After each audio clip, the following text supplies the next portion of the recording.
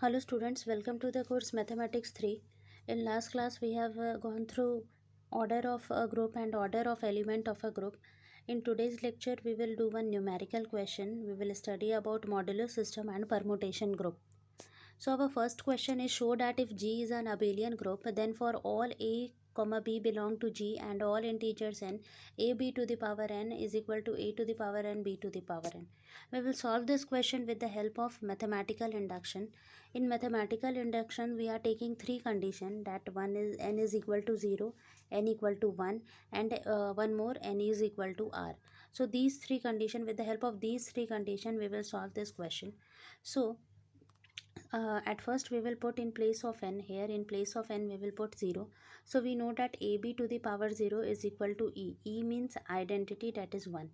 Now if we will split and put like here LHS is ab to the power n and RHS is a to the power n b to the power n. So if in RHS also if we will put 0, then it will be e dot e is equal to e. सो मतलब ए के power पे zero रखने पे या B के power zero पे रखने पे है ना, हमें ई ही मिलेगा, आइडेंटिटी एलिमेंट ही मिलेगा और आइडेंटिटी एलिमेंट का प्रोडक्ट आइडेंटिटी ही होता है। तो दोनों केस में हमें ई ही मिल रहा है, इसीलिए ये दोनों आपस में क्या है, बराबर है। नेक्स्ट अगर हम लोग N is greater than zero लेंगे तो एन ग्रेटर देन ज़ीरो, अगर N is greater than zero है तो उससे उसके साथ दो कंडीशन बन सकता है। एक या तो एन 1 के बराबर होगा और या तो एन मेरा कोई भी एलिमेंट आर के बराबर होगा।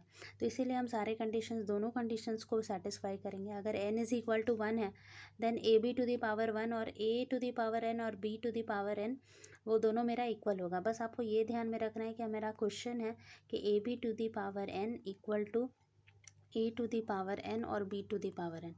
तो अगर आप n की जगह पे ज़ीरो बैठाते हो तो यहाँ भी ज़ीरो, यहाँ भी ज़ीरो। बस हमको ये शो करना है कि अगर हम n की जगह ज़ीरो बैठाते तो भी मेरा LHS RHS इक्वल होगा और अगर हम 1 भी बैठा रहे तो भी मेरा इक्वल होगा। अब हम लोग r पुट करते हैं। अगर हम लोग ए बी की जगह पे r पुट करेंगे तो क्या हो जाएगा, a to the power r b to the power r, हम लोग इसको लिख सकते हैं। अगर हम ए बी के r की जगह पे r प्लस 1 पुट करेंगे, r प्लस 1, तो हम लोग जैसा कि पढ़े हैं कि x to the power a plus b को हम लोग क्या लिख सकते हैं, x to the power a into X to the power b, ये लिख सकते हैं। ये एक्सपोनेंट्स क्लास 7-8 में ही पढ़ना होता है। तो यहाँ पे अगर A B to the power r plus 1 है तो हम लोग इसको A B to the power r into A B to the power 1 लिख सकते हैं। 1 को हम लोग लिखने का कोई ज़रूरत नहीं है। अब इसको अगर हम ये देखें, अब यहाँ पे अगर हम लोग देखें कि A B to the power R है और ए है, मतलब A B to the power R है और ए क्या हो जाएगा, A to the power R plus 1, और B to the power R है और बी है तो वो क्या हो जाएगा, बी आर प्लस 1। मतलब कि ये वाला भी प्रॉपर्टी सेटिस्फाई हो रहा है, आर प्लस 1 पे भी ये सेटिस्फाई हो रहा है, आर पे भी ये सेटिस्फाई हो रहा है, 1 पे भी ये सेटिस्फाई हो रहा है और 0 पे भी ये सेटिस्फाई हो रहा है। तो ऐसे केस में हम लोगों का mathematical, with the help of mathematical inductions, A P to the power N is equal to A to the power N B to the power N होगा। इसमें हम लोग ये वाला अगर n, जैसे कुछ स्टूडेंट कहेंगे कि ठीक है हम लोग n इक्वल टू ज़ीरो पे चेक किए, n ग्रेटर देन ज़ीरो पे चेक किए, तो क्या हम लोग n less than equal to zero पे भी चेक कर सकते हैं। तो इसके लिए भी हम लोग अगर मान लो कि लेस देन पे ज़ीरो चेक करना होगा तो मान के चलते हैं कि n जो है वो माइनस आर है। तो माइनस आर है तो A B to the power N की जगह पे हमें A B to the power minus R लिखना होगा। A B to the power minus R को हम लोग आर और -1 ऐसे अलग अलग स्प्लिट करके लिख सकते हैं। ये हम लोग पहले से जानते हैं ये वाला फार्मूला कि A B to the power R का मतलब A to the power R B to the power R -1 है। फिर इसको अगर अपोजिट करके भी लिखा जाए तो B to the power R A to the power R, चाहे आप ए बी लिखो या बी ए लिखो, पहले ही लिख दिया है कि ये अबेलियन ग्रुप है तो बी ए लिखो, बात बराबर है। तो ये दोनों मेरा सेम हो गया, -1 हो गया यहाँ पर। तो फिर हम लोग यहाँ पे भी लिखेंगे -1, इसको स्प्लिट करके लिखेंगे तो ये हो जाएगा A to the power minus R B to the power minus R. मतलब अगर ए बी टू दी, अगर अगर A B to the power minus R है, ये फुल होल, तो हम लोग A to the power minus R B to the power minus R लिख सकते हैं। So here is one question. in which for any two elements A and B of a group G, show that G is abelian group if and only if AB का whole square is equal to A square B square. So hint I have already given that if G is abelian then AB equal to B है. So this question is homework, you have to solve this question, and if you will not able to solve this question, then I will discuss this question in day after tomorrow's class. Next is modular system. It's very important. Modular system. Modular system, let n be a fixed positive integer and a and b are two integers. We define a congruent, this is the symbol of congruent, b mod n if n divides a minus b. A minus b means n divides a is this and b is this. If n divide this, n divide a minus b. For example, suppose here I have written 27 and here 2. So a is 27 and b is 2, and here this 5 is n. So 5 divides 27 minus 2, because 27 minus 2 is 25. So 5 divides 27 minus 2, that is 25. This is known as modular system that we are expressing. So if suppose we have to write 8 congruent to mod 3, then what we have to write here? If we have to divide this 8, then here we have to subtract 2, because 8 minus 2 is 6 and 6 is divided by 3. So this is the modular system. This is the example of modular system. Now next topic is addition modulo. If let a and b are any two integers and m is a fixed positive integer, then a plus mb is equal to r. What is the meaning of this? With the example, let 8 plus 3 8 is equal to 1. Means what we have to do? A plus ab. Here 8, a is 8 and b is 8. So 8 plus 8, it will become 16, and 16 we can express it as, here m is working as 3. So if you will divide 16 with 3, then you will get a remainder as 1. So this remainder we have written here. Means you have to add and then divide. Here, if here addition modulo m means you have to add a and b and you have to divide with m. Whatever the remainder you will get, you will write in place of r. So here what we have done, 8 and plus 8 is 16. We have divided it by 3. Then 16 divided by 3 is remainder is 1. So here I have written 1. So this is known as addition modulo. In addition modulo you have to add only. Similarly, if we will study about multiplication modulo, then in multiplication we have to multiply and check. Like here a cross pb is equal to r, means you have to in place of a anything any number is written, in place of b any integer is written, you have to multiply these two numbers and you have to divide by p. And if the whatever the divide, after dividing whatever the remainder is there, you have to write in place of r. Like 4 and 5, if we will multiply 4 and 5, then it will be 20. Okay, and if 20 is divided by 3, 20 if we will divide by 3, then here 18, remainder will be 2, and with 6, so this remainder we have written here. So अगर addition modulo होगा तो हम लोग add करके उस number से divide करके जो रिमाइंडर आएगा उसको आर के प्लेस में लिखेंगे. अगर मल्टीप्लिकेशन मॉड्यूलो होगा तो दो नंबर्स को ए और बी को मल्टीप्लाई करके पी से डिवाइड करके जो रिमाइंडर आएगा वो हम लोग लिखेंगे. तो मॉड्यूलर सिस्टम में जनरली यही होता है. नेक्स्ट है, ये एक क्वेश्चन है जहाँ पे हम लोगों को शो करना है कि show that set G is equal to 1 2 3 4 5 6 is a finite abelian group of order 6. Order 6 इसीलिए बोल रहा है क्योंकि इस ग्रुप के सेट के अंदर 6 एलिमेंट्स हैं. With respect to multiplication modulo. Multiplication modulo मतलब हम लोग को दो नंबर को मल्टीप्लाई करके चेक करना है. अगर मल्टीप्लिकेशन मॉड्यूलो 7 लिखा हुआ है मतलब 7 से डिवाइड करेंगे, दो नंबर को मल्टीप्लाई करेंगे और 7 से डिवाइड करके चेक करेंगे कि वो ये एक सेट एक अबेलियन ग्रुप बना रहा है कि नहीं बना रहा. तो सबसे पहले हम लोग यहाँ पे मेरा ये फर्स्ट सेट है, ये यहाँ पे सेकंड सेट है, ये रोज़ में, ये कॉलम्स में लिखा हुआ है, ये रोज़ में लिखा हुआ है। तो यहाँ पे हम लोग सबसे पहले 1 और 1 को मल्टीप्लाई करेंगे तो हमको 1 ही मिलेगा, और 1 को अगर हम 7 से डिवाइड करेंगे तो रिमाइंडर 7 ही होगा। सिमिलरली 1 को 2 से, 3 से, 4 से, 5 से और 6 से अगर हम लोग मल्टीप्लाई करेंगे तो हमें रिमाइंडर सेम नंबर ही मिलते रहेगा, 6, 1, 2, 3, 4, 5, 6 ही मिलेगा। नेक्स्ट है, अगर हम लोग 2 को 1 से मल्टीप्लाई करेंगे तो हमें 2 ही मिलेगा, तो रिमाइंडर 7 से डिवाइड करने पे तो कोई रिमाइंडर नहीं होगा। 2 को 2 से मल्टीप्लाई करेंगे तो 4 मिलेगा, 2 को 3 से मल्टीप्लाई करेंगे तो 6 मिलेगा, 2 को 4 से मल्टीप्लाई करेंगे, 2 मल्टीप्लाइड बाई 4 हमको क्या मिलेगा, 8, और 8 को अगर हम 7 से डिवाइड करेंगे तो मेरा रिमाइंडर 1 होगा। तो वही चीज़ है यहाँ पे कि हम लोग यहाँ पे 2 मल्टीप्लाइड बाई 4 1 लिखे हैं, 2 मल्टीप्लाइड बाई 5 जो है वो 10 होता है, और अगर हम लोग 10 को 7 से डिवाइड करेंगे तो हमें रिमाइंडर 3 मिलेगा।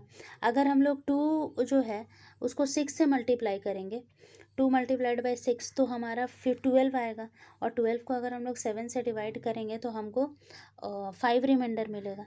सिमिलरली हम लोग सारे नंबर्स को इसी तरह से मल्टीप्लाई करते जाएंगे। जैसे 4 है, 4 1 ज़ा 4 होता है तो यहाँ पे 4 ही मिलेगा रिमाइंडर। 4 4 ज़ा क्या होता है, 4 4 ज़ा होता है 16, तो 16 में हमको रिमाइंडर क्या मिलेगा, 16 इंटू 16 हमको अगर 4 इंटू 4 अगर मल्टीप्लाई करेंगे तो 16 मिलेगा, 16 को अगर 7 से डिवाइड करेंगे तो हमारा रिमाइंडर 2 हो जाएगा। वही चीज़ है, अगर 4 इंटू 5 करेंगे तो हम लोगों का जो मल्टीप्लाई करेंगे तो 20 आएगा, और 20 को अगर हम लोग 7 से डिवाइड करेंगे तो रिमाइंडर 6 हो जाएगा। 4 इंटू 6 करेंगे तो हमारा मल्टीप्लिकेशन करने पे 24 आएगा, और अगर उसको 7 से डिवाइड करेंगे तो हमारा रिमाइंडर 3 हो जाएगा।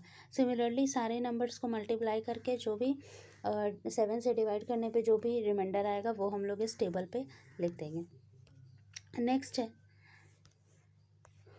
नेक्स्ट है कि अब इसे चूँकि क्वेश्चन में अगर हम लोग देखें तो इसे हमें फाइनाइट अबेलियन ग्रुप भी प्रूफ करना है। तो ग्रुप प्रूफ करने के लिए हमें ये सब प्रॉपर्टीज़ को भी सेटिस्फाई कराना ज़रूरी होता है कि वो closure property, associativity, existence of identity, existence of inverse और कॉम्यूटेटिव प्रॉपर्टी को सेटिस्फाई कर रहा है या नहीं।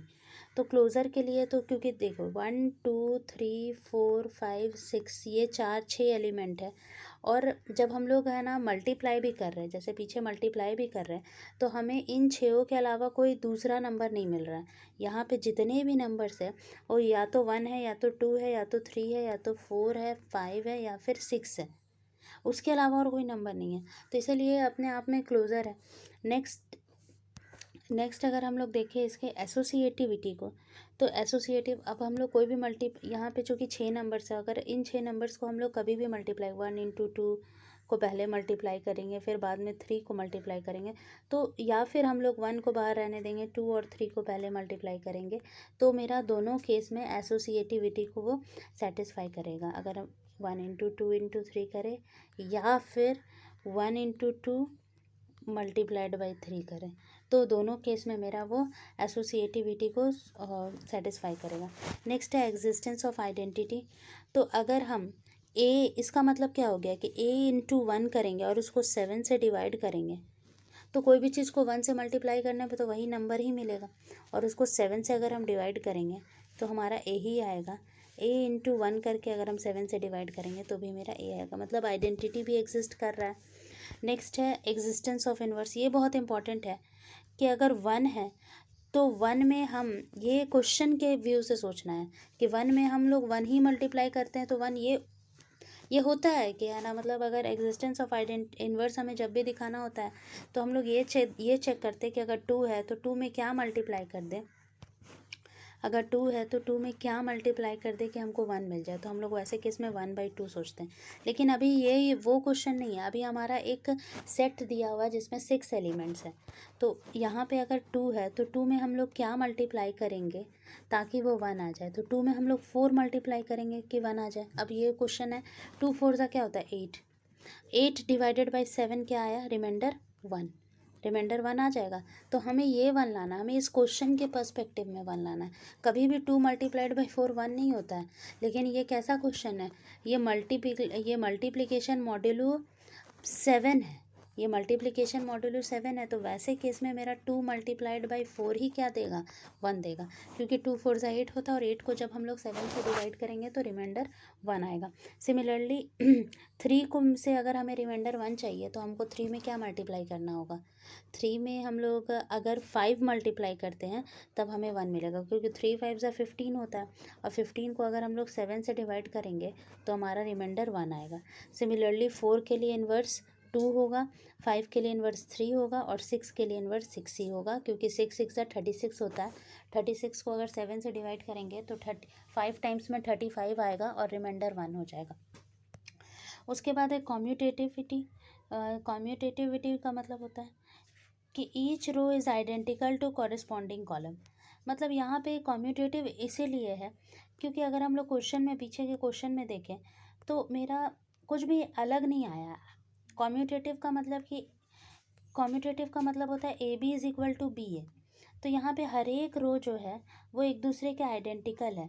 मतलब अगर यहाँ 1 2 3 4 5 6 है तो हमें यहाँ पर भी 1 2 3 4 5 6 ही मिल रहा है डायरेक्टली, बस थोड़ा ऑल्टर्ड है, लेकिन इनडायरेक्टली हमें सेम चीज़ ही मिल रहा है, तो इसीलिए यह कॉम्यूटेटिव भी है। अब नेक्स्ट है परमुटेशन ग्रुप। परमुटेशन ग्रुप क्या होता है? Permutation group, a 1-1 mapping f of a finite non-empty set S onto itself is called a permutation। तो सबसे पहले 1-1 मैपिंग का मतलब क्या होता है? सपोज़ ये कोई 2 सेट हम लिए, यहाँ पे हम लिख दिए 1 2 3, यहाँ पे लिख दिए 3 4 5। तो अगर मान लो 1 का इमेज है 4, 2 का इमेज है 3 और 3 का इमेज है 5, तो यहाँ के सारे एलिमेंट्स का यहाँ पर कोई ना कोई इमेज है, ठीक है। यहाँ पर अगर 1 है तो 1 का इमेज 4 है, 2 का इमेज 3 है और 3 का इमेज 5 है। तो इस तरह के मैपिंग को हम लोग 1-1 मैपिंग कहते हैं। तो यहाँ पे हमारा ये 1-1 मैपिंग, कोई बोल रहा है परमुटेशन ग्रुप एक तरह का 1-1 मैपिंग होता है ऑन टू इटसेल्फ। तो इसको एक हम लोग एग्जांपल से देखेंगे। If set S consist of n distinct element then a 1-1 mapping of S onto itself is called a permutation. मतलब अगर मान लो कि हमारे इधर हमारा 1 2 3 है, तो इधर भी हमारा यही होगा 3 2 1, ऐसा ऑल्टर्ड हो सकता है और इसका आपस में ऐसे 2 1 1 के साथ है। मान लो 2 का मैपिंग 3 है और 3 का मैपिंग 2 है। ये जो यहाँ इसका ये जो इधर जो डोमेन है उसका जो इमेज जो को डोमेन पे बनता है वो मान लो कि वो फंक्शन एफ़ के थ्रू बन रहा है। यहाँ पे जो फंक्शन हम लोग लगा रहे हैं वो एफ़ है, इसे हम लोग डोमेन कहते हैं, इसे हम लोग को डोमेन कहते हैं और बीच में जो फंक्शन है उसको एफ़ कहते हैं। तो यहाँ जो एलिमेंट्स होगा वही एलिमेंट्स यहाँ पर भी होगा परमुटेशन में। तो यहाँ पर हम लोग चेक कर रहे हैं कि अगर मान लो कि ये F A1 A2 A3 AI और AN है और यहाँ पे B1 B2 B3 BI BN है, तो परमुटेशन, और हम लोग कोई भी परमुटेशन ग्रुप को इसी फॉर्म में लिखते हैं। तो F image of A1 is B1, मतलब इधर है मेरा A1 A2 और इधर क्या लिखा हुआ है B1 B2। मान के चलते A1 का इमेज B1, A2 का इमेज B2, तो F image of A1 is B1, F image of A2 is B2 and FAN is BN। तो ये हमारा क्या है, परमुटेशन ग्रुप का एग्जाम्पल है। नेक्स्ट है कि interchange of columns does not change the permutation. जैसे कि मान लो कि हमारा ये परमुटेशन है 1 2 3 और उसका नीचे इमेजेस दिया हुआ है कि 1 का इमेज 2 है, 2 का इमेज 3 है, 3 का इमेज 4 है और 4 का इमेज 1 है।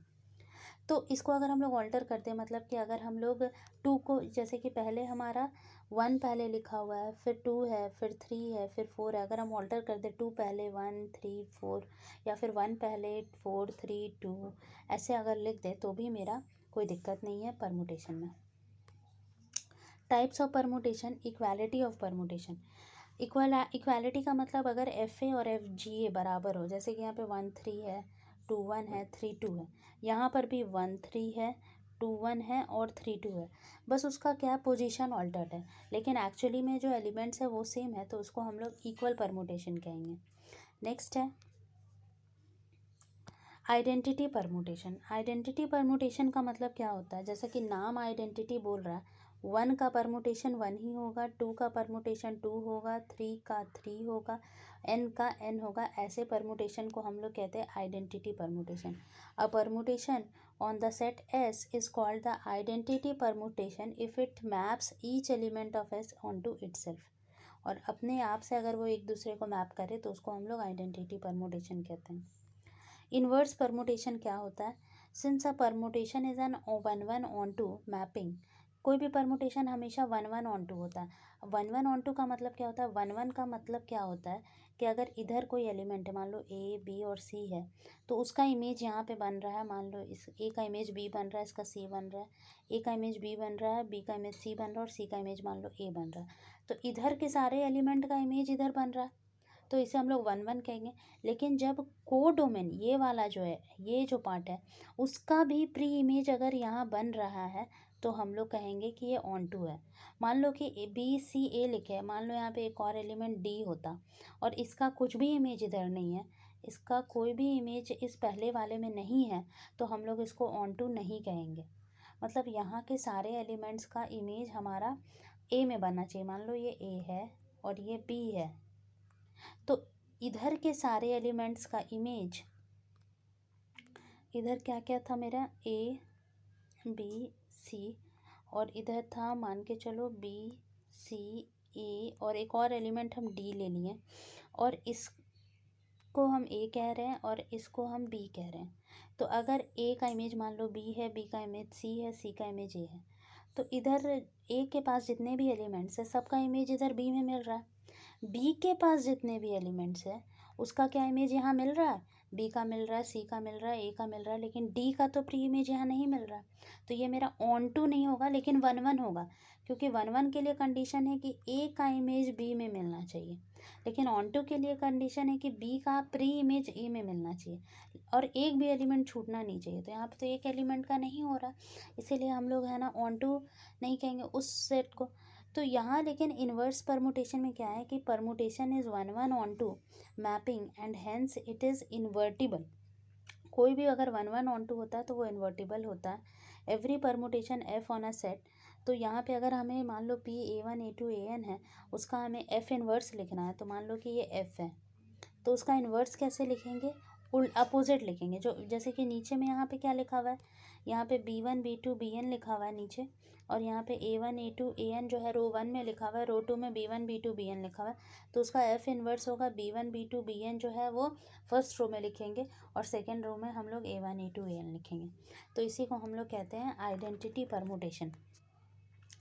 तो स्टूडेंट्स एक बार आप लोग इसे अच्छे से पढ़ लोगे, नेक्स्ट क्लास में भी हम लोग परमुटेशन को ही कंटिन्यू करेंगे, क्योंकि इस परमुटेशन में प्रोडक्ट भी होता है और इसका जो प्रोडक्ट का जो रूल है परमुटेशन ग्रुप्स का वो थोड़ा डिफरेंट होता है रेस्ट ऑफ द प्रोडक्ट से। तो इसको पढ़ेंगे और फिर हम लोग सब ग्रुप से स्टार्ट करेंगे। तो आज आप लोग ये इससे अच्छे से पढ़ लोगे। अगर किसी भी पॉइंट पे कुछ भी डाउट होगा, जनरली ये वाला स्टूडेंट्स को एक बार में समझ में नहीं आता है कि ये कैसे आया, ये जो हम लोग यहाँ पे कंपोजिशन टेबल बनाए वो कैसे बना है, तो ये जनरली स्टूडेंट्स को समझ में नहीं आता।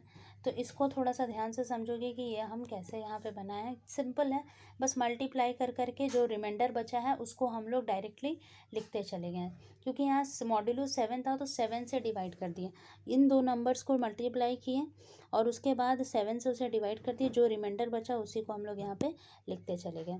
तो एक बार सारे सारे स्लाइड्स को अच्छे से देख के और लेक्चर नोट को अच्छे से पढ़ के आप लोगों को समझना, अगर कुछ भी डाउट होगा